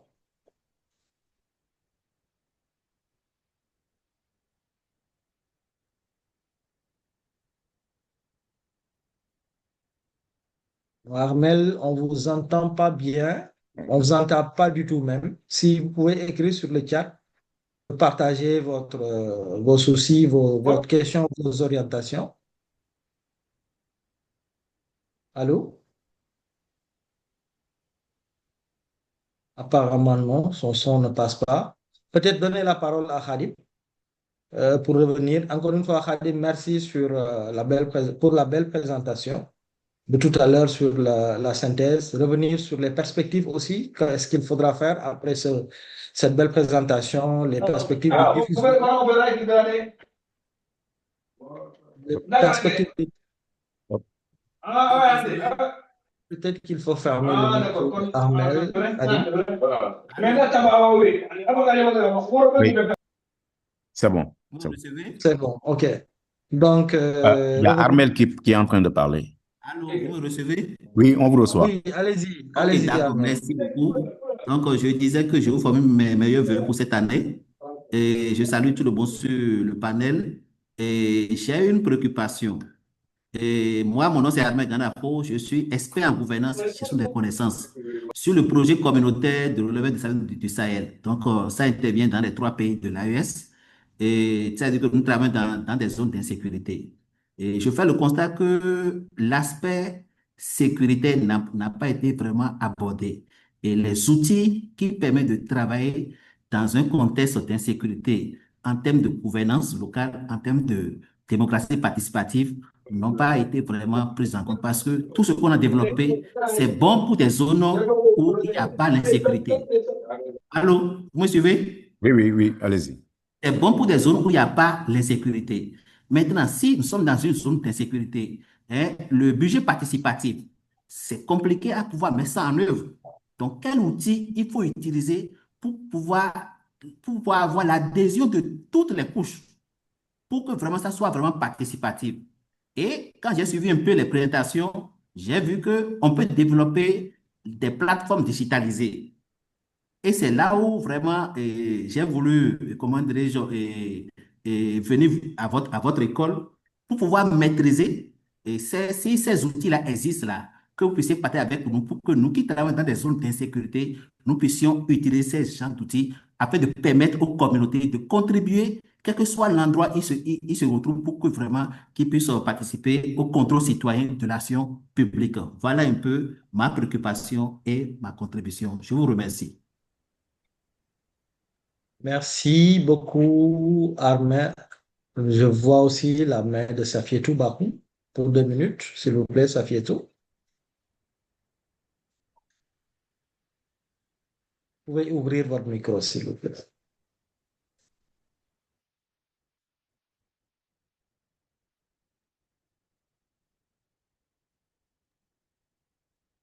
Alors, bonjour à toutes et à tous. Veuillez juste m'excuser, il ne s'agit pas de Safiatou Bahoum, mais plutôt de M. Khadim Ndiaye. Je me suis connecté avec celui de Safiatou Bahoum, on est collègues au niveau du conseil départemental de Fatick.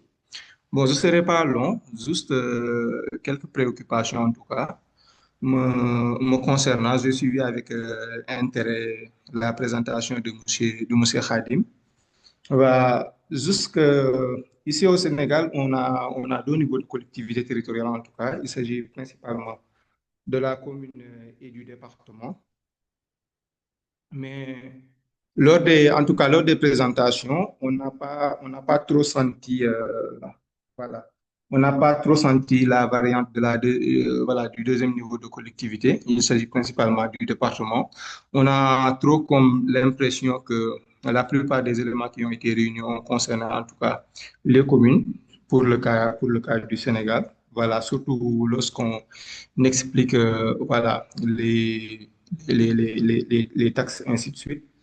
Bon, c'était ça ma première préoccupation. En tout cas, formuler en tout cas des perspectives ou recommandations qui pourraient booster, comment dirais-je, le niveau de développement des départements ici au Sénégal. Parce que voilà, sachant que le département voilà, n'a pas trop de ressources.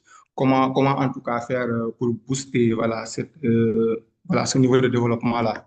Maintenant, la deuxième préoccupation, c'est voilà, concerner surtout voilà, la variante. Voilà, on est en tout cas sur une, comment dirais-je, je dirais l'introduction de pôle territorial ici au Sénégal. Et voilà, est-ce que vous avez pris en compte cette variante-là ou pas? Merci beaucoup. Merci à toi, Khadim, pour les éléments d'interpellation sur le cas du Sénégal, sur les ordres de collectivité et qu'est-ce qu'il faudra faire pour mieux accompagner les développements Oui. les départements comme ordre de collectivité. En tout cas, nous prenons bonne note de tout ça, mais rappelez aussi que ce qu'on a présenté ici n'est qu'une synthèse et que éventuellement vous le comprendrez aussi, mais toutes ces thématiques dont vous parlez tout à l'heure ont été bien abordées, hein, au niveau des différentes problématiques qui ont été présentées depuis 2022. Hein. Il y a eu beaucoup d'élus, de techniciens, de maires, hein, de même spécialistes en décentralisation, développement local, universitaire, qui sont intervenus au cours de ce master et qui nous ont parlé du contexte sénégalais, mais d'autres contextes africains. Rappelez que c'est un travail qu'on fait au niveau africain et que même si le cas du Sénégal a été traité, le cas des autres pays aussi ont été mis en avant pour permettre à ce qu'il y ait un apprentissage mutuel. Mais rassurez-vous, nous-mêmes, on est membre de ce comité qui travaille avec le ministère sur la réflexion sur les pôles territoires et l'axe de la réforme aujourd'hui en cours. Nous ne manquerons pas, quand il y aura des opportunités, de venir partager ou d'inviter les autorités du ministère et autres pour pouvoir venir échanger de ces résultats-là, si ça avance bien, et pour permettre à ce qu'on puisse apprendre de l'évolution des ordres de collectivité, mais aussi des réformes qui concernent le Sénégal. Merci aussi pour Amel qui a parlé de l'importance aujourd'hui de travailler sur la sécurité et les outils à valoriser. Je pense que déjà Dani en a parlé.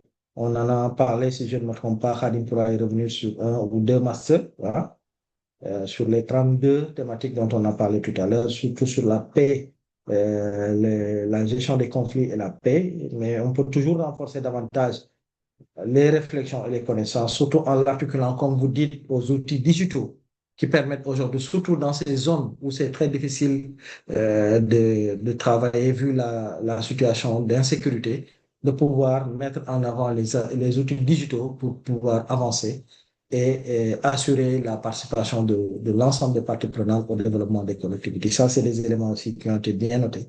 Et nous prenons bonne note de tout ça. Donc, sans plus tarder, donner la parole à Khadim pour des compléments et éventuellement le partage du programme 2026 de ces masters. Merci. Merci, M. Cissé. Merci aux différents intervenants. Merci aussi aux contributeurs qui ont accepté aujourd'hui de venir faire le témoignage.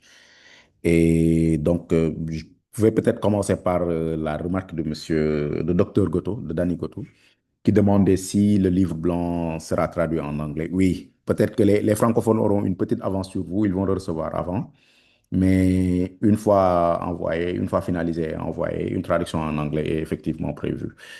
Pour ce qui est de l'interpellation de M. Armel concernant les questions de sécurité, en fait, le livre blanc, il est basé sur l'ensemble des thématiques qui ont été déjà développées. Et si ma mémoire est bonne, au moment où on parle, on n'a pas encore eu un master qui porte sur les questions de sécurité à proprement dit. Peut-être même dans le programme de 2026, c'est prévu. Peut-être qu'on découvrira ça ensemble sur les thématiques qui ont été proposées. Maintenant, pour en revenir sur M. Khadim, qui dit ne pas avoir vu la différenciation entre le niveau communal et le niveau départemental. Le livre blanc aussi, il n'a pas été conçu uniquement sur la base d'expérience sénégalaise, mais sur la base d'expérience au niveau du continent africain. Et le fait qu'on ait un département et une commune comme collectivité territoriale, c'est quelque chose de spécifique au Sénégal. Donc, on a pris la chose dans sa globalité. C'est pour la raison pour laquelle on parle de collectivité territoriale. On ne parle même pas de commune, on parle de collectivité territoriale pour les prendre dans leurs grands ensembles. On sait que, par exemple, au Kenya, ils parlent de comté.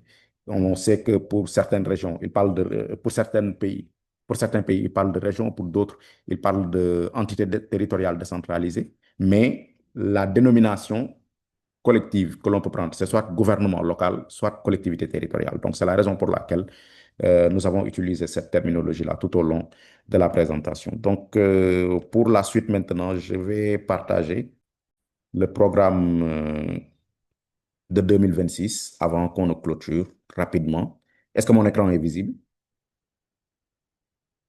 Oui, Hadi. Voilà, donc c'est sur le vote des thématiques qui seront discutées cette année. Donc, je vais présenter les résultats de la consultation sur les thèmes. Donc, ce qu'il faut savoir, c'est que ça a été lancé, c'est un processus qui a été lancé à l'ensemble des membres du réseau OIDP. Donc, pour leur demander de nous proposer les thèmes qu'ils souhaiteraient voir discutés cette année. Au total, on a reçu 172 thèmes venant des membres. Par la suite, l'équipe d'OIDP a réalisé un premier tri parce qu'il y avait certains thèmes qui se ressemblaient, d'autres thèmes qui se recoupaient et qui pouvaient être complémentaires. Donc, on a fait un premier travail de tri et on a ressorti 25 thèmes à partir des mots-clés qui revenaient le plus souvent. Par la suite, nous avons envoyé les 25 thèmes retenus en les mettant toujours sous forme d'axes thématiques de discussion pour demander aux membres de voter une dernière fois pour retenir 11 thèmes finaux. On partira sur 11 thèmes parce que bon, pour le premier mois, c'était consacré à la publication du livre blanc. Donc, les 11 thèmes restants vont être discutés à partir de février jusqu'à décembre. Alors, pour ce qui est des thèmes qui ont été retenus, sur l'axe gouvernance territoriale, le thème retenu, c'est décentralisation, quel levier institutionnel pour une gouvernance locale inclusive et résiliente en Afrique. Donc, ce thème a eu 52,88% des votes. Sur l'axe 2, donc sur la participation citoyenne, démocratie participative et redevabilité, c'est le thème participation et engagement citoyen. Comment intégrer et valoriser la contribution des citoyens dans la gouvernance locale africaine, avec 56,77% des votes. Pour l'axe 3 sur les finances publiques locales, fiscalité, etc., c'est fiscalité et financement local. Quelle stratégie innovante pour améliorer la mobilisation des ressources et la transparence budgétaire, avec un taux de 60% des votes. Ensuite, développement économique local. Sur la thématique développement économique local, entrepreneuriat, le thème retenu, c'est économie sociale et solidaire. Comment répondre durablement aux besoins économiques des territoires, avec 50,79% des votants qui ont choisi ce thème. Sur la thématique genre, jeunesse, inclusion, c'est le thème genre et gouvernance locale. Comment renforcer le leadership des femmes, des jeunes et des personnes handicapées dans les territoires, avec 53,93% des votes. Sur les questions d'environnement et de climat, c'est le thème adaptation climatique, comment intégrer les enjeux environnementaux dans les politiques locales pour renforcer la résilience des territoires avec 65% de vote. Sur l'axe 7, c'est le point portant sur le numérique, l'intelligence artificielle et l'innovation publique. C'est le thème transformation numérique, comment améliorer la gestion administrative et les services publics locaux africains avec 51,85% des votes. La thématique 8 sur l'urbanisation, c'est urbanisation et droit à la ville, comment concilier aménagement urbain et droits fondamentaux en Afrique pour des villes inclusives et durables avec 54% des votes. Et pour les axes transversaux, par exemple, pour l'axe coopération, on a le thème coopération décentralisée, comment renforcer l'intégration territoriale africaine par les partenariats locaux, qui a eu 69% des votes. Pour l'axe 10 sur la culture, c'est comment valoriser la légitimité des décisions locales en Afrique en passant par les savoirs endogènes, avec 52% des votes. Et l'axe 11 sur les questions de sécurité, donc qui reviennent par rapport à la préoccupation de Armel. Donc, prévention et conflit, quels mécanismes locaux pour une paix durable dans les territoires africains avec un taux de 67% des votes. Donc, voilà les 11 thèmes qu'on a retenus pour cette année et qui feront l'objet de discussion. Alors, pour les prochaines étapes, ces thèmes vont être diffusés à l'ensemble des participants, mais aussi au réseau OIDP Afrique. Nous partagerons aussi un formulaire d'appel à contribution pour les gens qui ont des expériences sur les thèmes que nous avons cités et qui souhaitent partager au cours du master. Ils pourront nous envoyer des résumés exécutifs des expériences revenant sur les défis qu'ils rencontrent dans leur pays, les actions qui ont été réalisées, les bonnes pratiques, mais aussi des recommandations à l'endroit des différents acteurs comme les gouvernements, les collectivités territoriales, les institutions universitaires, etc. Et parallèlement à la réception de ces résumés exécutifs-là aussi, nous identifierons des experts qui pourront co-animer certaines sessions. Parce que, bon, comme vous le voyez, pour chaque session, on a jusqu'à 2 à 3 intervenants. Donc, on pourra diversifier